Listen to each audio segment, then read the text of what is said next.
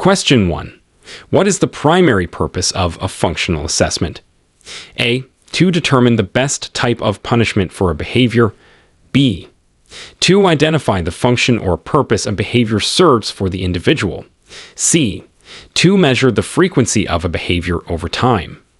D. To teach a new replacement behavior. Answer. B. To identify the function or purpose a behavior serves for the individual. A functional assessment is a process used in ABA to figure out why a behavior is happening. It helps identify the environmental events that trigger a behavior, antecedents, and the outcomes that maintain it, consequences, essentially revealing the behavior's function, such as getting attention or escaping a task. For example, if a child tantrums and then gets to avoid cleaning their room, the function might be escape from the task. Understanding the function is crucial for developing effective interventions that address the root cause, not just the behavior itself. Remember, functional assessment is all about uncovering the why behind the behavior. Question 2. Which dimension of ABA requires that interventions are clearly and precisely described so others can replicate them? A. Applied. B. Behavioral.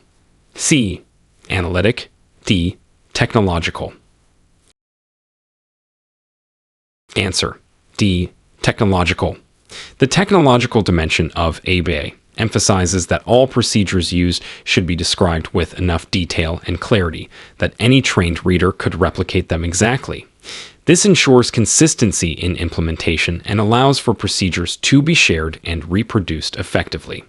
For instance, a behavior plan should not just say use praise, but specify when and how praise should be delivered.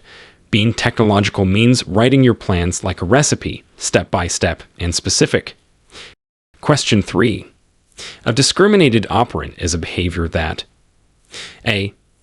Occurs at a higher rate in the presence of a specific stimulus than in its absence. B. Is maintained by automatic reinforcement. C. Occurs independently of environmental stimuli. D. Decreases in frequency over time. Answer. A. Occurs at a higher rate in the presence of a specific stimulus than in its absence. A discriminated operant is a behavior that has come under stimulus control, meaning it happens more often or reliably when a specific stimulus, called a discriminative stimulus or SD, is present compared to when it is absent or when a different stimulus is present. This stimulus signals that reinforcement is available for performing the behavior. For example, saying hello when someone says hi is a discriminated operant because it's likely reinforced in that specific situation but not others.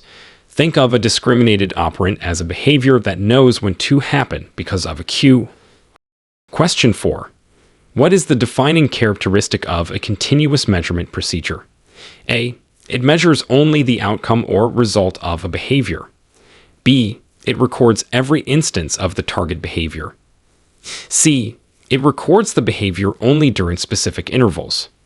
D. It relies on observer estimates rather than direct counting. Answer. B. It records every instance of the target behavior. Continuous measurement procedures, like frequency or duration recording, capture every single occurrence of the target behavior throughout the observation period. This provides the most accurate representation of how often or how long a behavior is happening. For example, counting every single time a child calls out in class over an hour is continuous measurement. Unlike sampling methods, continuous measurement attempts to miss nothing. Question 5. In a token economy, tokens function as what type of reinforcer? A. Unconditioned reinforcer. B. Automatic reinforcer. C. Primary reinforcer. D. Generalized conditioned reinforcer. Answer. D. Generalized conditioned reinforcer. Tokens in a token economy are considered generalized conditioned reinforcers because they acquire their reinforcing value by being paired with a variety of backup reinforcers, like snacks, toys, activities. They are generalized because their value doesn't depend on being exchanged for just one specific thing, making them effective across many situations and deprivations. Earning a token is reinforcing because you know you can trade it for something good later, no matter what that something good is specifically. Think of tokens like money. Its value comes from what you can exchange it for. Question 6. What is the primary ethical concern when using punishment procedures? A. The potential for misuse, overuse, or harm. B. The difficulty in measuring its effects. C. The lack of scientific evidence supporting its effectiveness. D. It always requires pairing with reinforcement. Answer. A. The potential for misuse, overuse, or harm. The BCBA ethical guidelines emphasize that behavior analysts must prioritize the client's welfare and safety. Punishment procedures, while sometimes necessary and effective, carry a higher risk of potential harm, emotional side effects, or misuse compared to reinforcement-based strategies. Therefore, ethical practice requires careful consideration, minimizing the use of punishment, selecting the least restrictive options, and ensuring proper training and oversight. It's crucial to weigh the potential risks against the benefits and always focus on safety and dignity. Prioritize reinforcement and use punishment cautiously and ethically. Question 7. A multiple baseline design across behaviors involves applying the intervention sequentially to A. The same behavior in different settings. B. Different behaviors of the same individual. C. The same behavior of different individuals. D. The same behavior at different times of day. Answer. B. Different behaviors of the same individual. In a multiple baseline design across behaviors, baseline data are collected simultaneously for two or more different behaviors of the same person. The intervention is then introduced for the first behavior while baseline continues for the others, then introduced for the second behavior, and so on. This design demonstrates experimental control if each behavior changes only when the intervention is applied to it. For example, teaching one child to share, then two ask for help, then two follow directions, introducing the teaching intervention for one skill at a time. It's like teaching one skill, then another, to the same person. Question 8. What is response generalization? A. Performing a behavior in the presence of a stimulus similar to the training stimulus. B. The spread of the effects of reinforcement to other behaviors. C. Performing different but functionally equivalent behaviors. D. Maintaining a learned behavior over time after the intervention is removed. Answer. C. Performing different but functionally equivalent behaviors. Response generalization occurs when a learner performs different behaviors that all achieve the same outcome or serve the same function as the behavior that was specifically taught and reinforced. For example, if a child learns to say car when seeing a car, response generalization might include saying vehicle or pointing to the car to indicate it, because these different responses all communicate the idea of a car. It's about varied ways to get the same result. Question 9. The concept of behavioral contrast refers to A. An increase in a behavior in one setting when it is decreased in another setting. B. The decrease of a behavior when reinforcement is removed. C. The spontaneous reoccurrence of a previously extinguished behavior. D. Teaching a new behavior that serves the same function as an unwanted behavior. Answer. A. An increase in a behavior in one setting when it is decreased in another setting. Behavioral contrast happens when a change in reinforcement or punishment in one environment causes an opposite change in the rate of the same behavior in another environment, even though no changes were made in the second environment. For instance, if a child is heavily reinforced for quiet sitting in class, decreasing calling out, they might start calling out more at home where that specific reinforcement contingency isn't in place. It's like squeezing a balloon. Decreasing the behavior in one spot makes it bulge out somewhere else. Question 10. Establishing operations, HEOs, are environmental events that A. decrease the effectiveness of a reinforcer and increase the rate of behaviors that have been reinforced by that reinforcer. B. Increase the effectiveness of a reinforcer and decrease the rate of behaviors that have been reinforced by that reinforcer. C. Decrease the effectiveness of a reinforcer and decrease the rate of behaviors that have been reinforced by that reinforcer. D. Increase the effectiveness of a reinforcer and increase the rate of behaviors that have been reinforced by that reinforcer. Answer: D. Increase the effectiveness of a reinforcer and increase the rate of behaviors that have been reinforced by that reinforcer. An establishing operation, EO, is a type of motivating operation that makes a reinforcer more valuable and simultaneously makes behaviors that previously resulted in that reinforcer more likely to occur. For example, if someone is deprived of water for a long time, water becomes a more potent reinforcer, increased effectiveness, and they are more likely to engage in behaviors like asking for water or going to the kitchen, increased rate of behavior. Think of EOs as creating a want for something, which then makes behaviors that get that thing more probable. Question 11. Which type of graph is best suited for displaying cumulative data, showing the total number of responses over time? A. Bar graph. B. Line graph. C. Cumulative record. D. Scatter plot. Answer: C. Cumulative record. A cumulative record is a graph where the y-axis represents the total number of responses recorded since the beginning of data collection. The line on the graph can only stay flat or increase. It never decreases because it shows the total count accumulated over time. This type of graph is particularly useful for visualizing response rate, as steeper slopes indicate higher rates of behavior. Imagine a running tally of responses. That's what a cumulative record shows.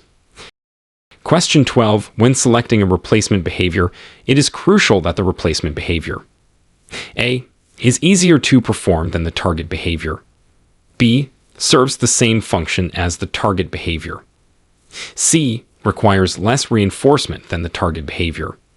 D. can be performed independently without prompting. Answer: B. serves the same function as the target behavior. A key principle in effective intervention is to teach a new appropriate behavior that achieves the same result or function as the challenging behavior you want to decrease. If the problem behavior gets attention, teach an appropriate way to get attention. If it helps escape a task, teach an appropriate way to request a break. Teaching a functionally equivalent replacement behavior ensures the individual still meets their need, but in a more acceptable way. Focus on the why of the behavior to teach a better how. Question 13. What is a major benefit of using permanent product measurement? A. It allows for real-time data collection during the behavior. B. The observer does not need to be present while the behavior is occurring. C. It is typically more accurate for behaviors with high frequencies. D. It provides detailed information about the topography of the behavior. Answer: B. The observer does not need to be present while the behavior is occurring. Permanent product measurement involves measuring the tangible outcome or result of a behavior rather than observing the behavior as it happens. This is a significant advantage because it allows the observer to collect data after the behavior has occurred, without needing to be present during the behavior itself. For example, measuring the number of correctly completed math problems on a worksheet counts the permanent product of the student's behavior. Use permanent product measurement when the behavior leaves a lasting, measurable result. Question 14. Which schedule of reinforcement produces a high, steady rate of responding with very little post-reinforcement pause? A. Fixed interval, FI. B. Variable interval, VI. C. Fixed ratio, FR. D. Variable ratio, VR. Answer: D. Variable ratio, VR. Variable ratio schedules deliver reinforcement after a variable number of responses, meaning the exact number of responses required changes unpredictably from one reinforcement to the next, but averages out to a specific number over time. This unpredictability makes the individual consistently perform the behavior at a high rate because they don't know exactly when the next reinforcement is coming, reducing pauses after reinforcement. Think of a slot machine. You never know how many pulls it will take to win, so people pull them constantly. VR schedules are known for high, steady rates. Question 15. What is the main purpose of conducting a stimulus preference assessment? A. To identify the function of a challenging behavior. B. To determine which stimuli are likely to function as reinforcers. C. To measure a behavior's frequency in different environments. D. To teach a learner to discriminate between different stimuli. Answer. B.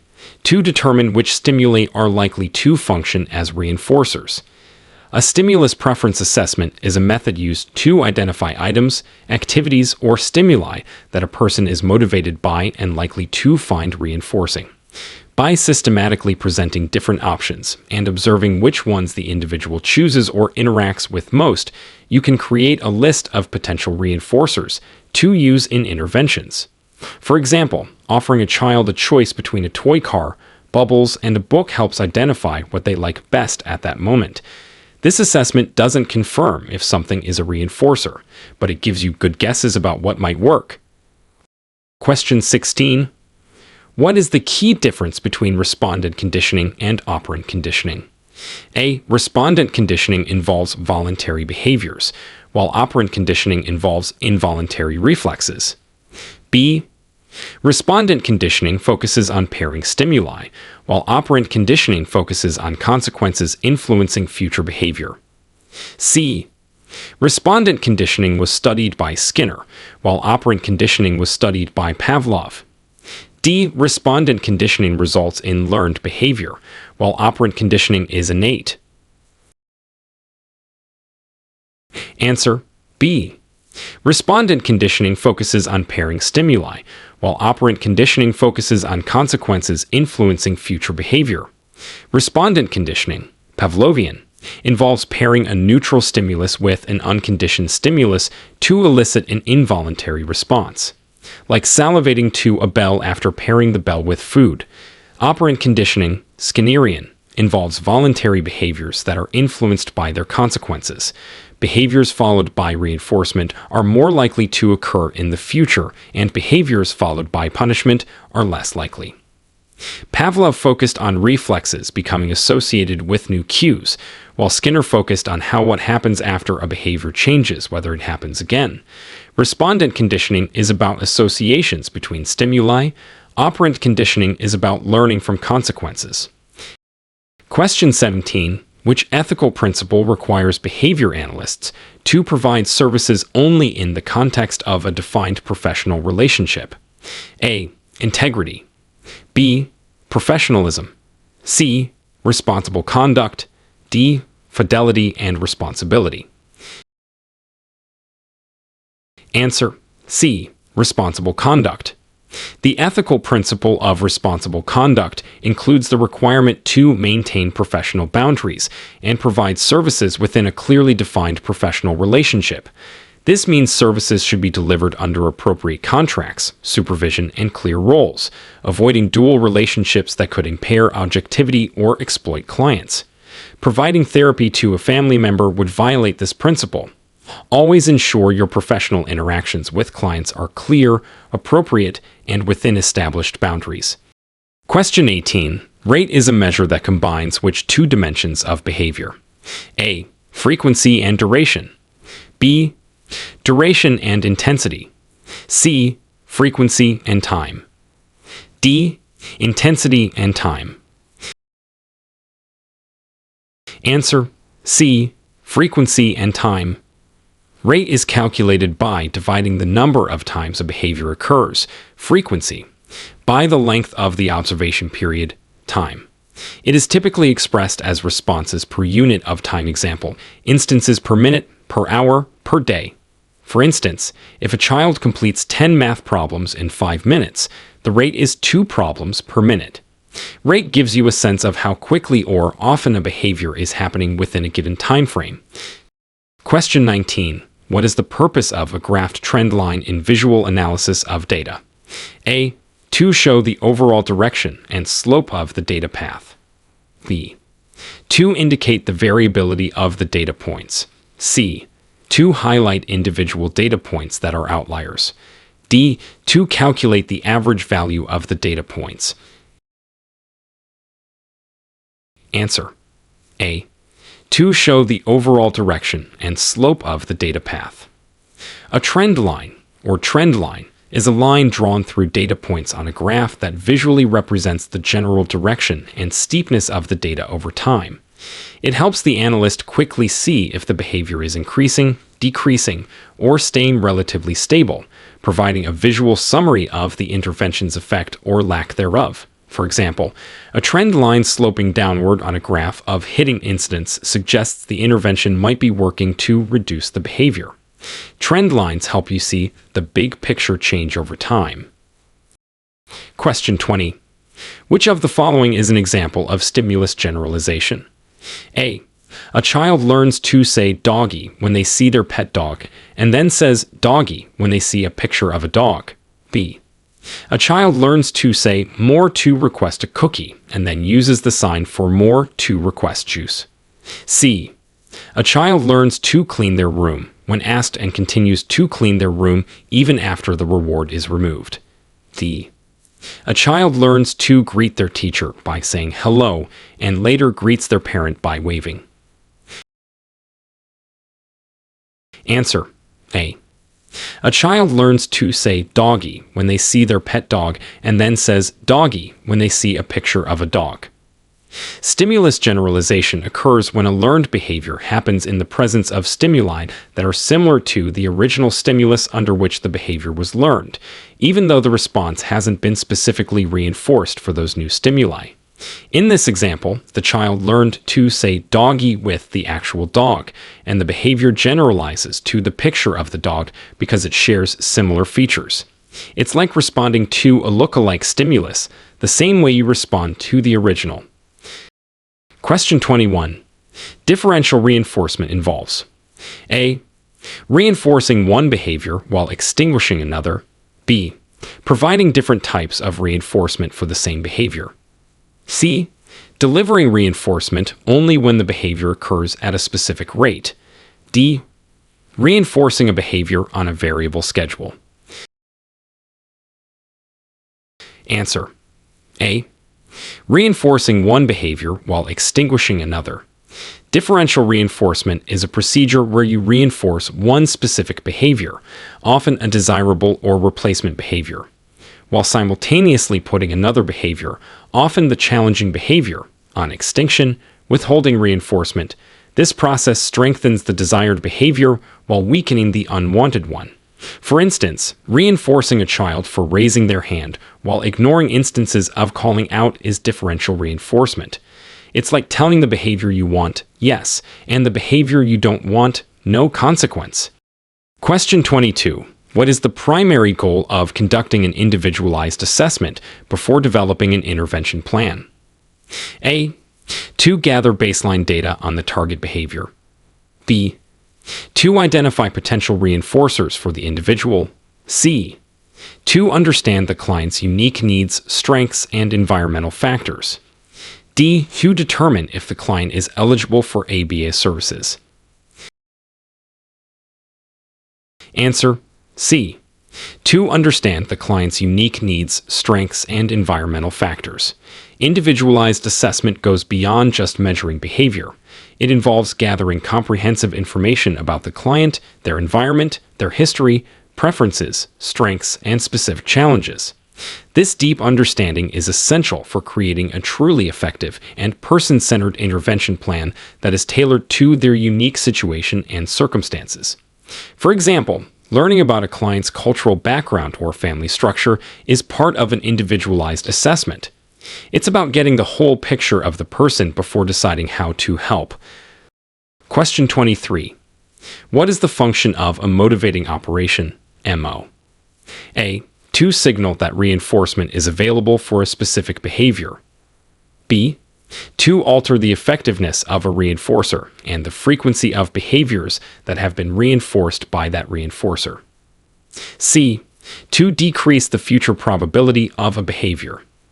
D. To establish a new stimulus-response relationship.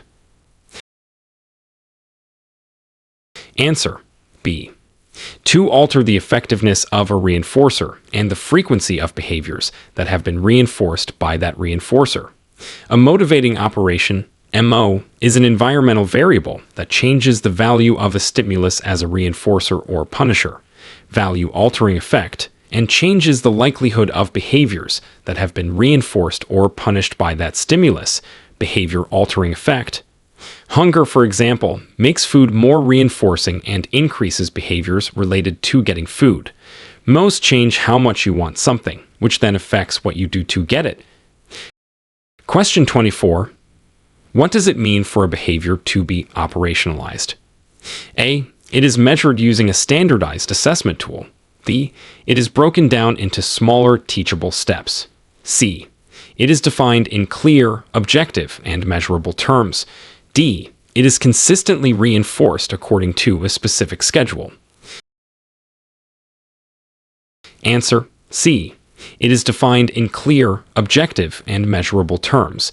To operationalize a behavior means to create a clear, concise, and objective definition of it so that it can be reliably observed and measured by anyone. The definition should specify exactly what the behavior looks like, its topography, and include examples and non-examples to reduce ambiguity. For instance, defining aggression as any instance of hitting, kicking, or biting another person is operationalizing it. Make sure your behavior definitions are so clear anyone observing could agree on whether it happened. Question 25. A contingency refers to the relationship between A. An antecedent and a consequence. B. A stimulus and a response. C. A behavior and its consequence. D.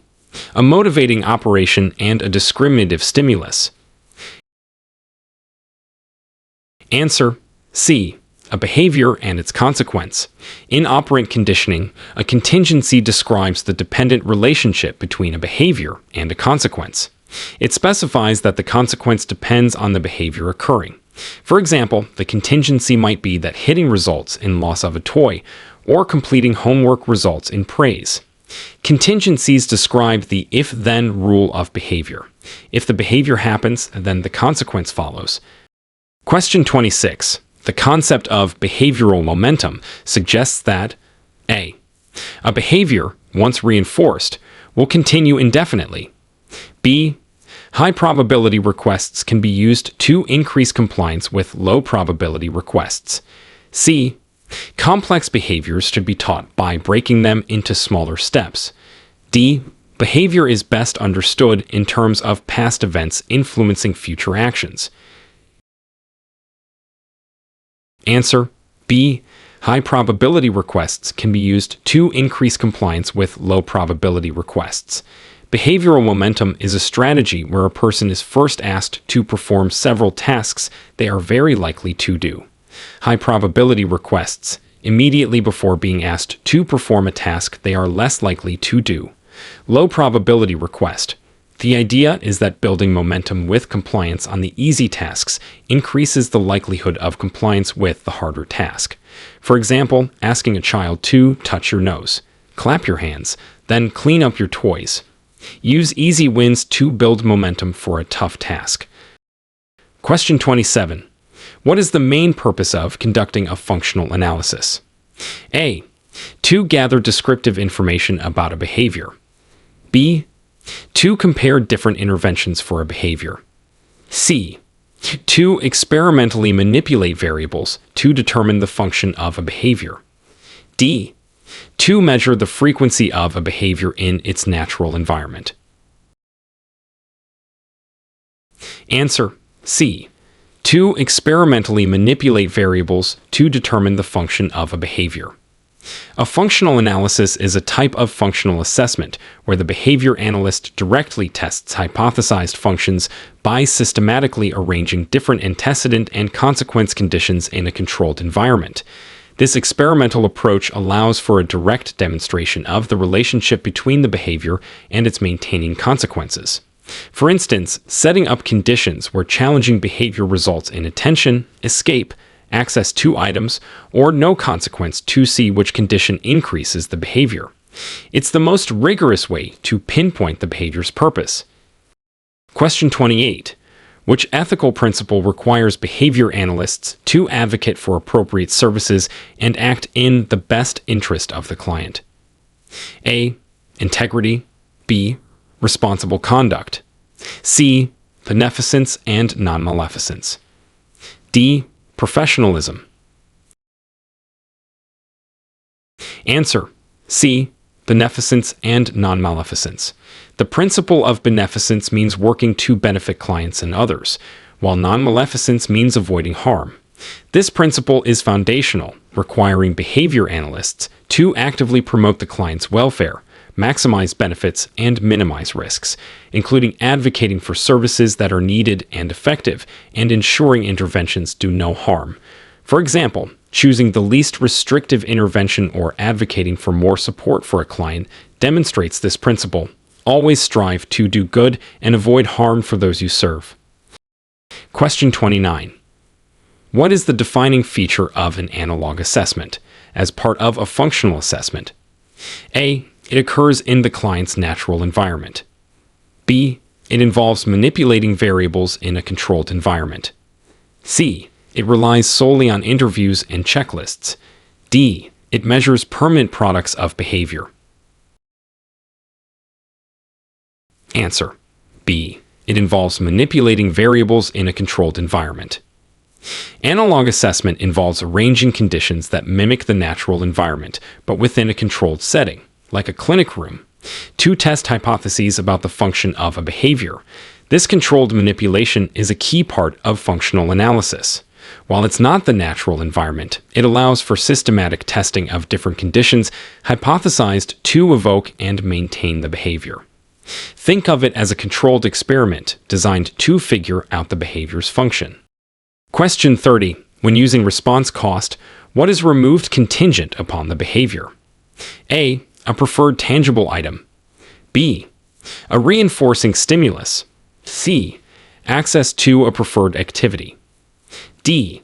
Any of the above, depending on the specific program. Answer: D. Any of the above, depending on the specific program. Response cost is a punishment procedure where a specific amount of a reinforcer, tokens, points, money, time, etc., is removed or taken away following an unwanted behavior. The type of reinforcer removed can vary widely depending on what is established as valuable for the individual and included in the program design. For example, a student might lose a point from a token board for talking out, or a child might lose minutes of playtime for misbehaving. Response cost involves taking away something valuable to decrease behavior. Question 31. Which type of prompt involves physically guiding the learner through the behavior? A. Gestural prompt. B. Model prompt. C. Full physical prompt. D. Verbal prompt. Answer: C. Full physical prompt. A full physical prompt is a prompting procedure where the instructor provides complete manual guidance to help the learner perform the target behavior. This is often the most intrusive type of prompt and is typically faded as quickly as possible. For instance, holding a child's hand and guiding it to put a puzzle piece in the correct spot is a full physical prompt. Physical prompts involve direct touch to guide the action. Question 32. What is the primary difference between positive reinforcement and negative reinforcement? A. Positive reinforcement adds a stimulus. Negative reinforcement removes a stimulus. B. Positive reinforcement increases behavior. Negative reinforcement decreases behavior. C. Positive reinforcement uses primary reinforcers. Negative reinforcement uses conditioned reinforcers. D. Positive reinforcement is ethical, negative reinforcement is unethical. Answer: A.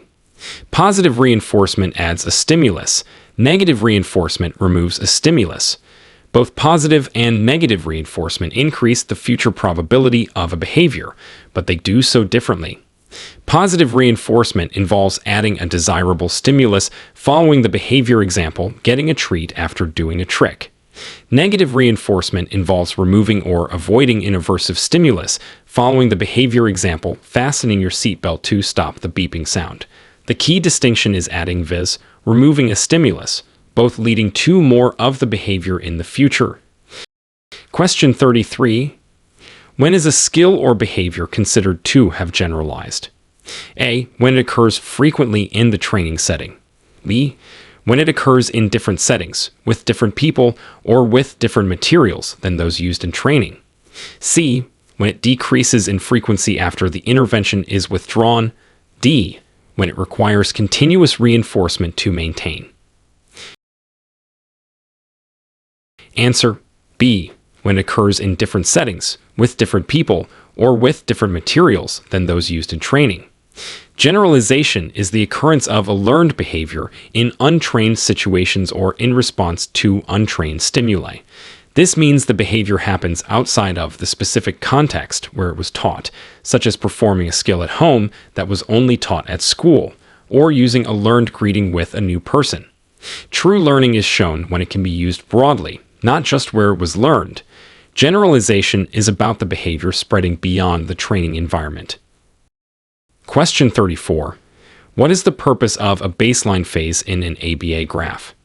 A. To introduce the intervention and measure its immediate effect. B. To show the stable rate of the target behavior before any intervention is applied. C. To systematically withdraw the intervention to assess its effect. D. To demonstrate the maintenance of the behavior over time. Answer: B. To show the stable rate of the target behavior before any intervention is applied. The baseline phase is the initial period of data collection during which no intervention is implemented. Its purpose is to establish a stable and representative measure of how often, or how long, etc. The target behavior occurs naturally before any changes are made. This provides a comparison point to evaluate the effect of the intervention once it is introduced. Think of baseline data as your starting point before you try to change anything. Question 35. What does the analytic dimension of ABA refer to? A. Focusing on behaviors that are socially significant. B. Demonstrating a functional relationship between the intervention and the behavior change. C. Using procedures that are clearly and completely described. D. Systematically applying interventions based on the principles of behavior. Answer: B. Demonstrating a functional relationship between the intervention and the behavior change. The analytic dimension means that ABA interventions should demonstrate that the procedures used were responsible for the observed change in behavior. This is typically shown through experimental designs that manipulate variables and show a clear cause and effect relationship between the intervention and the behavior change. It's not enough to just see a change. You must show that your intervention caused the change. Being analytic means proving your intervention works. Question 36. What is the most common method for displaying behavioral data in ABA? A. Pie charts. B. Bar graphs. C. Line graphs. D. Histograms. Answer: C. Line graphs. Line graphs are the most commonly used graph in ABA because they are effective at showing changes in behavior over time. The x-axis typically represents time, sessions, days, weeks, and the y-axis represents the measure of the behavior, frequency, percentage, duration, allowing for easy visual analysis of trends and intervention effects.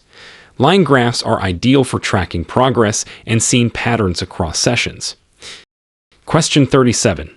A behavior intervention plan, BIP, should be based on the results of A. A preference assessment. B.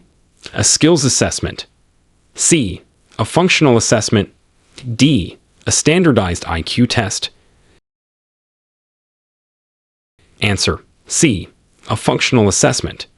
Effective behavior intervention plans, BIPs, are developed based on the information gathered during a functional assessment, which identifies the function or purpose of the target behavior. Understanding why the behavior is occurring allows the BIP to include strategies that address the maintaining consequences, teach replacement behaviors, and modify antecedents, rather than simply attempting to suppress the behavior without addressing its function. Your plan should always target the why behind the behavior. Question 38. Which schedule of reinforcement is time-based and requires at least one response after a fixed amount of time has passed? A. Fixed ratio, FR. B. Variable ratio, VR. C. Fixed interval, FI. D. Variable interval, VI. Answer: C. Fixed interval, PHI. A fixed interval, PHI, schedule provides reinforcement for the first response that occurs after a specific fixed amount of time has elapsed since the last reinforcement. This often results in a characteristic scalloped pattern of responding, where responding is low immediately after reinforcement and increases as the end of the interval approaches. For example, getting paid weekly requires you to work for a fixed amount of time, and you typically work harder closer to payday. PHI schedules are about the passage of a set amount of time. Question 39. What is the ethical requirement regarding discontinuing services? A. Services must be discontinued immediately if the client is not making progress. B. Services can be discontinued without notice if payment stops. C. Services must be discontinued in a manner that does not harm the client. D. Services can only be discontinued if the client or guardian provides written consent. Answer: C. Services must be discontinued in a manner that does not harm the client. The BCBA Ethics Code requires behavior analysts to plan for the discontinuation of services carefully and ethically. This means transitioning care smoothly, ensuring the client's needs are met, providing recommendations for continued support, and avoiding abrupt termination that could put the client at risk, even in challenging circumstances like non-payment, unless safety is a factor. Ending services requires careful planning to protect the client. Question 40. What is the purpose of a probe trial? A. To teach a new step in a task analysis. B. To assess whether a skill has generalized to a new setting. C. To test if a learner can perform a skill without any prompts. D. To identify potential reinforcers. Answer: C. To test if a learner can perform a skill without any prompts. A probe trial is a trial where the therapist presents the discriminative stimulus, hence D, for a behavior but provides no prompts, regardless of whether the learner responds correctly or incorrectly. Probe trials are used to assess whether the learner has truly mastered the skill and can perform it independently without reliance on prompting. For example, asking a child, "What is this?" while holding up a picture of a dog and waiting for a response without giving hints. Probe trials check for independent skill performance. Question 41. What is the primary ethical consideration when using multiple relationships? A. They are always prohibited under the Ethics Code. B. They must be documented and approved by a supervisor. C. They can impair objectivity, competence, or effectiveness, or risk exploitation. D. They are acceptable as long as they benefit the client. Answer: C. They can impair objectivity, competence, or effectiveness, or risk exploitation. The BCBA Ethics Code strongly advises against multiple relationships, where a behavior analyst has both a professional and another relationship, like a personal or financial one, with a client or their family, because they inherently carry the risk of compromising professional judgment, creating conflicts of interest, or potentially exploiting the client due to the power imbalance. While not all dual relationships are strictly prohibited, those that pose these risks must be avoided. Avoid mixing professional roles with personal ones to maintain clear boundaries and protect the client. Question 42. A discriminative stimulus, SD, is a stimulus that A. Signals that a punisher is likely to follow a behavior. B. Signals that reinforcement is available for a specific behavior. C. Always elicits a reflexive response. D. Decreases the future probability of a behavior. Answer: B. Signals that reinforcement is available for a specific behavior. A discriminative stimulus, SD, is an antecedent stimulus in the presence of which a particular behavior is more likely to be reinforced. It acts as a cue that performing the behavior will lead to a favorable outcome. For example, a stop sign is an est for pressing the brake because stopping is reinforced, avoiding an accident, getting to your destination safely, in the presence of that sign. Incest tells you now is the time to do this behavior to get reinforced. Question 43. What is shaping? A. Reinforcing successive approximations toward a target behavior. B. Teaching a complex behavior by breaking it down into smaller steps. C. Providing reinforcement only when a behavior occurs in the presence of a specific stimulus. D. Allowing a previously reinforced behavior to decrease by withholding reinforcement. Answer: A. Reinforcing successive approximations toward a target behavior. Shaping is a procedure used to teach a new behavior by reinforcing behaviors that are closer and closer to the desired final behavior, while no longer reinforcing the less similar behaviors. You start by reinforcing any behavior that resembles the target, then only reinforce behaviors that are a bit better, gradually shaping the behavior toward the goal. For instance, reinforcing a baby for making any sound, then only for saying ma, then only for saying mama to teach the word mama. Shaping builds new behaviors one step at a time. Question 44. What is a potential disadvantage of using partial interval recording? A. It tends to overestimate the duration of the behavior. B. It can overestimate the frequency of the behavior. C. It requires constant observation throughout the interval. D. It is difficult to use for behaviors with low frequency. Answer: B. It can overestimate the frequency of the behavior. Partial interval recording involves recording whether the target behavior occurred at any point during the designated interval. Because you mark the behavior if it happens even for a second within the interval, this method can make a behavior look like it's happening more frequently than it actually is, especially if the behavior is brief or occurs multiple times within a single interval. For example, if a child taps their pencil briefly at the start of a 1-minute interval, you mark it, but if they tap 10 times, you still only mark it once for that interval.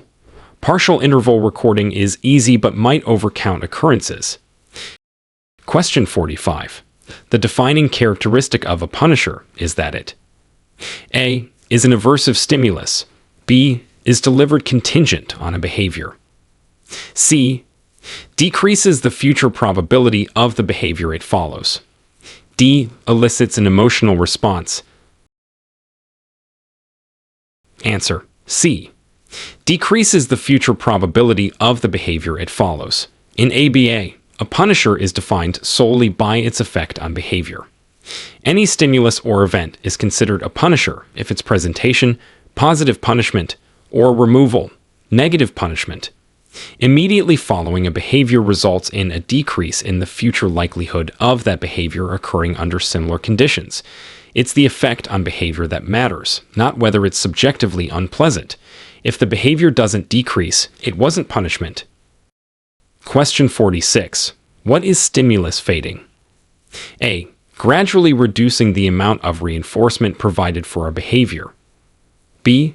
Gradually removing prompts while the stimulus remains the same. C. Gradually changing a stimulus to resemble a target stimulus while maintaining the behavior. D. Gradually increasing the response requirements for reinforcement. Answer: C. gradually changing a stimulus to resemble a target stimulus while maintaining the behavior. Stimulus fading is a procedure used to gradually transfer stimulus control from a prompt or an easy-to-discriminate stimulus to the natural stimulus that should evoke the behavior. This is done by slowly changing the non-target stimulus to look more like the target stimulus, while the behavior continues to be reinforced. For example, gradually reducing the size or brightness of a prompt word until the learner responds to the picture alone. It's like slowly making the training wheels on the stimulus disappear. Question 47. What is the ethical responsibility of behavior analysts regarding cultural diversity? A. To primarily use interventions that have been validated with their specific cultural group. B. To tailor interventions to be culturally appropriate for the client. C. To educate clients about the superiority of Western behavioral principles. D. To avoid working with clients from diverse cultural backgrounds if possible. Answer B. To tailor interventions to be culturally appropriate for the client.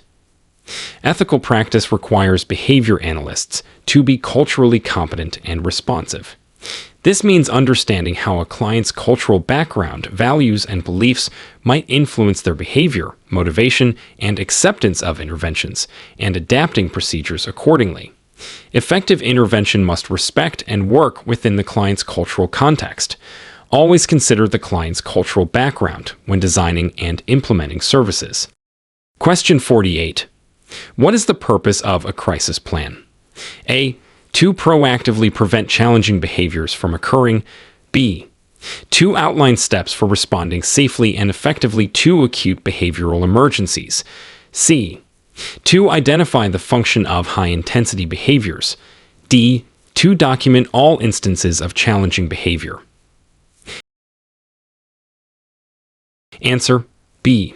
To outline steps for responding safely and effectively to acute behavioral emergencies. A crisis plan, or emergency plan, is a specific component of a behavior plan that provides clear, step-by-step instructions for how staff should respond safely and effectively if a client exhibits dangerous or highly disruptive behavior that poses an immediate risk. It focuses on de-escalation, safety procedures, and managing the immediate situation. This plan is for emergencies, not routine behavior management. Have a clear plan, read D, for unexpected, dangerous situations. Question 49. In ABA, what does social validity refer to? A. Whether the goals of the intervention are appropriate.